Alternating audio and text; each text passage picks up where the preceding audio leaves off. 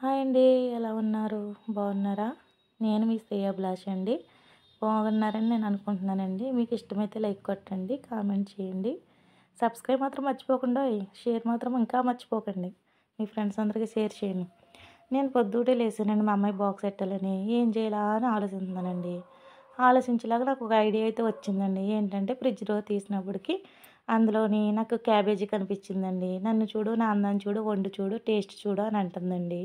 న్యా క్యాబేజీ అన్నదని చెప్పి టమాటా కూడా నన్ను చూడు నేను అందరికన్నా అందంగా ఉంటాను.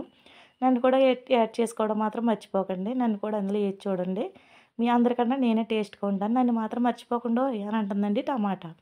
ఇంకేముంది ఆ 2 మిక్స్ చేసి వండేద్దాం కదా అని చెప్పేసి టేస్టీగా ఉంటది కదా అని చెప్పేసి రెసిపీగా చేసేసానండి. ఇంకా అందరూ అంటారు కదా! వాతం కదా అని చెప్పేసి, వాతం ఎలా ఉంటది కదా అని చెప్పేసి అందులో అల్లం పేస్ట్, ఎల్లుల్లిపాయ పేస్ట్ ఏసానండి. ఇంక అంతేనండి. సూపర్‌గా కుదిరిందండి. మా పిల్లకైతే గబగబా క్యారేజీ పెట్టాలి కాబట్టి బాక్స్ అనేది నేను త్వరగా చేశానండి. ఇంకేంటండి విషయాలు. చూసారు కదండీ ఎంత అందంగా ఉన్నదో. మీరు కూడా టేస్ట్ చేయండి. మీ పిల్లలకి కూడా పెట్టి చూడండి. ఇదండి క్యాబేజీ రామాయణం అంతాను. మీరు చూస్తున్నారు కదా! మీరు చూసింది ప్రతీది కూడా కామెంట్ చేసి లైక్ చేయండి మర్చిపోకండి. ఇదండి క్యాబేజీ కాలీఫ్లవర్ కథ.